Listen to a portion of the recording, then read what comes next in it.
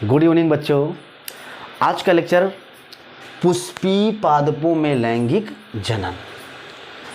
तो बच्चों, लैंगिक जनन किसे कहते हैं? What do mean by sexual reproduction?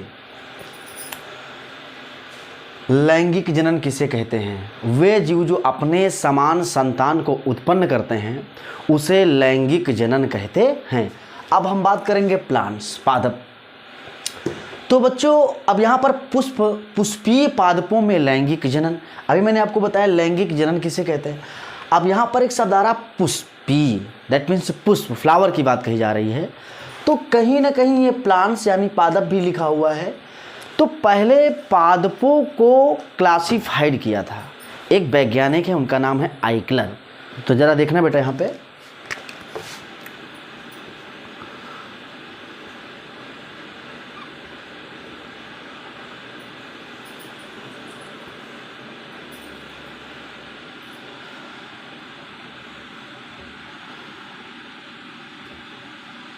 वैज्ञानिक का नाम है आइकलर।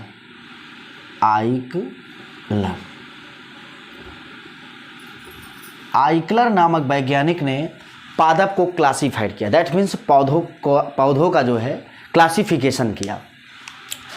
तो पादप को दो भागों में विभाजित किया। पहला क्रिप्टोगेम्स, इसको बताया उन्होंने क्रिप्टोगेम्स। और दूसरा है बच्चों फिनेरोगेम्स।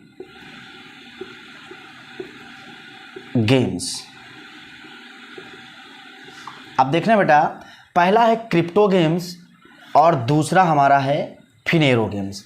कहने का मतलब पादपों को जो है वर्गीकृत किया वैज्ञानिक आइकलर ने, इनको दो भागों में बांटा।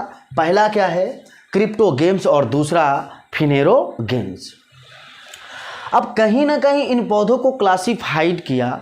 तो बच्चों, यहाँ पर जो क्लासिफिकेशन किया गया है ये हम आपको क्यों बता रहे हैं, इसका मीनिंग क्या है, इसका रीजन क्या है। तो देखो, यहाँ पर एक शब्द लिखा हुआ है पुष्पी, और कहीं ना कहीं इस पूरे चैप्टर में जो है, इस पूरे लेसन में पुष्प का जिक्र किया गया है, दैट मीन्स फ्लावर का जिक्र किया गया है। यहाँ पर जो है पुष्प का जिक्र किया गया है। तो यहाँ पर ध्यान देना है बेटा। अब यहाँ पे क्लासिफिकेशन किया गया है क्रिप्टोगेम्स। तो देखना है कि क्रिप्टोगेम्स के अंतर्गत कौन कौन से पौधे आ रहे हैं और फिनेरोगेम्स के अंतर्गत कौन कौन से पौधे आ रहे हैं। तो कहने का मतलब क्रिप्टोगेम्स जो है, इस क्रिप्टोगेम्स के अंतर्गत जो पौधे आ रहे हैं, दिमाग लगाना है हमें। पहला है थैलोफाइटा।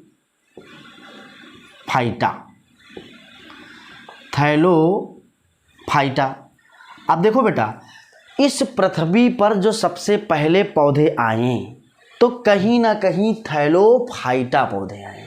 और दूसरा है ब्रायोफाइटा।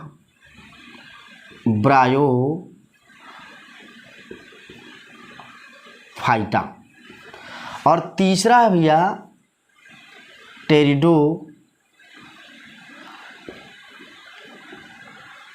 टेरिडोफाइटा। अब देखो, यानी पादपों को आइकलर नामक वैज्ञानिक ने क्लासिफाइड किया, क्रिप्टोगेम्स और फिनेरोगेम्स दो भागों में बांटा। तो पहला जो भाग है इसमें तीन भाग हैं, थैलोफाइटा, ब्रायोफाइटा और टेरिडोफाइटा। अब जो थैलोफाइटा है, मैंने बताया अभी आपको कि इस पृथ्वी पर सबसे पहले आने वाले पौधे थैलोफाइटा, फिर ब्रायोफाइटा, फिर टेरिडोफाइटा। अब हम बात करेंगे फिनेरोगेम्स। तो कहीं ना कहीं फिनेरोगेम्स को दो भाग में बांटा गया। पहला है अनावृत बीजी,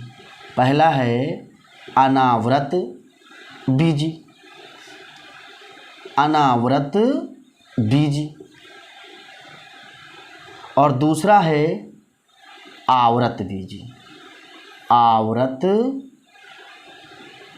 बीजी। ध्यान देना भैया, यहाँ पे पहला जो है अनावृत और दूसरा जो है आवृत बीजी। कहने का मतलब जो प्लांट्स हैं, पादप हैं, इनको दो भागों में बांटा गया। क्रिप्टो गेम्स, फिनेरो गेम्स। तो फिनेरो गेम्स को दो भागों में बांटा गया, अनावृत बीजी और आवृत बीजी। अब बच्चों के दिमाग में ये आ रहा कि सर आप इसको बता क्यों रहे हैं, इसका मीनिंग क्या है, इसका मतलब क्या है, आप क्यों इसको बता रहे हैं? तो बेटा यहाँ पर एक शब्द लिखा हुआ है पुष्प। आखिर ये जो पौधे हैं, क्या सभी जो जितने भी पौधे दिख रहे हैं आपको, क्या सभी पौधों में पुष्प पाया जाता है? इस पे जिक्र करना है बेटा। क्या सभी पौधों में बीज पाया जाता है? तो बेटा देखा गया इसमें, जब वैज्ञानिक ने इसको क्लासिफाइड किया तो ज़रा दिमाग लगाना यहाँ पर, थैलोफाइटा, ब्रायोफाइटा, टेरिडोफाइटा में बीज नहीं पाया जाता है। यहाँ पे दिमाग लगाना, इसमें बीज नहीं पाया जाता है, बीज नहीं पाया जाता है। अब देखो, हम फिनेरो गेम्स की बात करेंगे तो फिनेरो गेम्स में अनावृत बीजी और आवृत बीजी आता है। अनावृत बीजी पौधों में बीज पाया जाता है और आवृत बीजी पौधों में भी बीज पाया जाता है। कहने का मतलब इन दोनों में जो है वो बीज जो है वह पाया जाता है। ये बात समझ में आई कि नहीं आई? कहने का मतलब है अनावृत बीजी पौधों में भी बीज पाया जाता है और आवृत बीजी में भी बीज पाया जाता है, यानी बीज पाया जाता है। अब देखो, ये बात कहीं ना कहीं आपको समझ में आई कि नहीं बेटा? देखो यहाँ पे देखना क्या है, क्या थैलोफाइटा, ब्रायोफाइटा और टेरिडोफाइटा में पुष्प पाया जाता है? तो नहीं, थैलोफाइटा में पुष्प नहीं पाया जाता है, ब्रायोफाइटा में भी पुष्प नहीं पाया जाता है, टेरिडोफाइटा में भी पुष्प नहीं पाया जाता है और अनावृत बीजी पौधों में भी पुष्प नहीं पाया जाता है। केवल क्रिप्टो गेम्स में जो आवृत बीजी पौधे होते हैं, इन पौधों में पुष्प पाया जाता है। इस बात को याद रखना।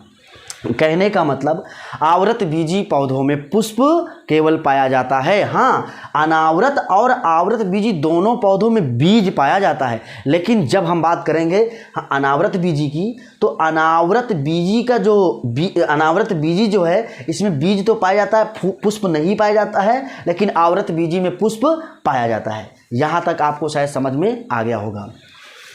अब देखना है बेटा, हमें जानना है आगे क्या होता है।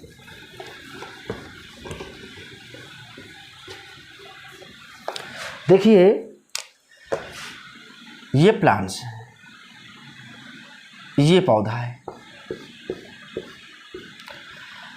अब सबसे पहली थ्योरी आ रही है कि पुष्प किसे कहते हैं। पुष्प, what do you mean by flower? पुष्प है क्या आखिर? पुष्प एक रूपांतरित प्ररोह है। पुष्प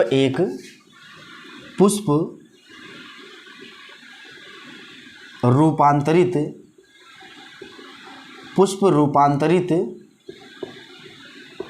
प्ररोह है।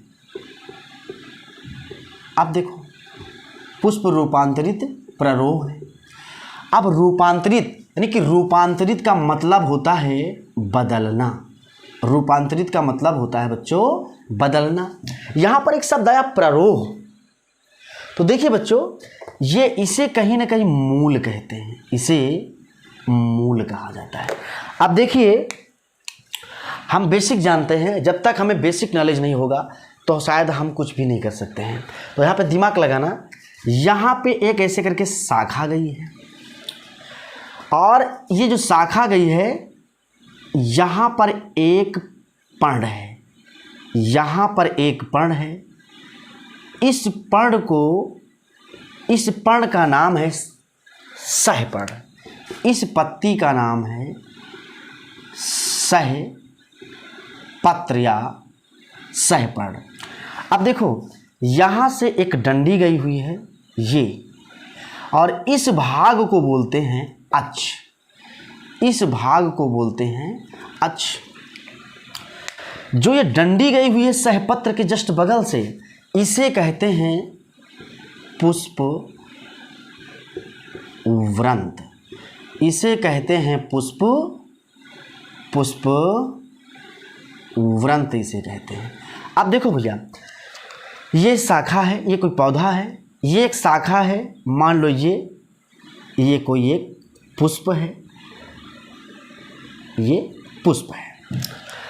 अब ये अक्ष भाग, यहाँ पे सहपत्र है और ये जो डंडी गई इसका नाम है पुष्पवृंत। ये ऊपर जो कुछ फूला हुआ भाग ये जो दिखाई पड़ रहा है, ये जो फूला हुआ भाग है, इस फूले हुए भाग को कहते हैं पुष्पासन। इस फूले हुए भाग को कहते हैं पुष्पासन। देखिए, जैसे मान लीजिए आप यहाँ पर ये जो है ये पुष्प है, ये फ्लावर है, ये पुष्प है। ये जो गया हुआ भाग, ये जो डंडी गई हुई है, इसी को बोलते हैं पुष्पवृंत। ये जो आपको दिख रहा है, इस डंडी को बोलते हैं पुष्पवृंत। अब हम बात करेंगे कि पुष्पासन क्या है। ये जो आपको दिख रहा है, इस भाग को कहीं ना कहीं पुष्पासन कहते हैं। इस भाग को पुष्पासन कहते हैं। तो चलिए देखिए, इस पुष्पासन पर कौन बैठा है। तो इस पुष्पासन पर 4 पुष्प पत्र हैं।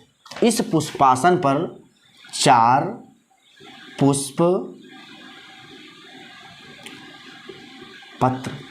अब इन 4 पुष्प पत्रों से पूरा पुष्प का निर्माण होता है, पूरे फूल का निर्माण होता है।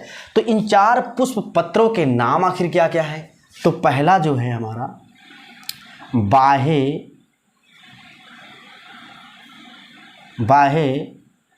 दल पुंज। पहला जो है बाह्य दल पुंज और दूसरा जो हमारा है दल पुंज। दूसरा हमारा दल पुंज। तीसरा जो है पुमंग और चौथा जो है ये हमारा है बच्चों जायांग। इसका नाम है जायांग। कहने का मतलब ये 4 पुष्प पत्र जो पुष्पासन पर बैठे हुए हैं, ये पुष्पासन पर बैठे हुए 4 पुष्प पत्र, इनके नाम है बाह्य दलपुंज, दलपुंज, पुमंग और जायांग। अब हम बात करते हैं, जो ये हमारा पुमंग है ये एक नर भाग है और जायांग जो हमारा होता है यह एक मादा भाग है। अब हम बात करेंगे कि जो हमारा ये बाह्य दलपुंज होता है। अब इस फ्लावर को देखिए, कली है ये, इस फ्लावर को हम देख करके समझते हैं। ये जो हमको दिखाई पड़ रहे हैं, ये जो पत्तियाँ हैं, ये जो पत्तियाँ हैं पुष्प पत्र, ये जो पुष्प पत्र हैं, ये जो ग्रीन कलर का दिख रहा हमको, ये जो ग्रीन कलर का दिख रहा है, इस ग्रीन कलर की पत्ती को हम बोलते हैं बाह्य दल पुंज। और जो इसके अंदर ये रेड कलर का रंगीन जो संरचना हमको दिख रही है, ये जो रंगीन संरचना हमको दिख रही है, इस संरचना को बोलते हैं दल पुंज।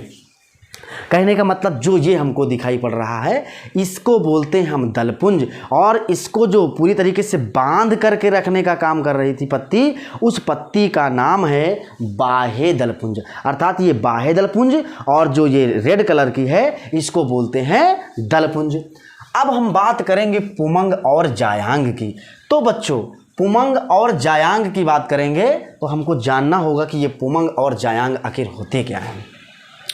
आप देखिएगा यहाँ पर एक बात है, मूल। कहने का मतलब जो पौधा है, पौधे का जो भाग जमीन के नीचे होता है उसे हम बोलते हैं मूल, अर्थात रूट बोलते हैं, उसे हम रूट बोलते हैं। और पौधे के जो ऊपरी भाग, जैसे कि ये शाखा गई हुई है और ये पर्ण अर्थात ये पत्ती है और ये पुष्प है, तो इस तरीके की जो चीज़ें होती, फल, ये सभी के सभी जो हैं एक प्ररोह होते हैं। अर्थात इंग्लिश में इसको बोलते हैं, ये सभी के सभी भाग जो होते हैं इनका नाम है प्ररोह। अब देखो, ये प्ररोह होते, इंग्लिश में इसको बोलते हैं सूट।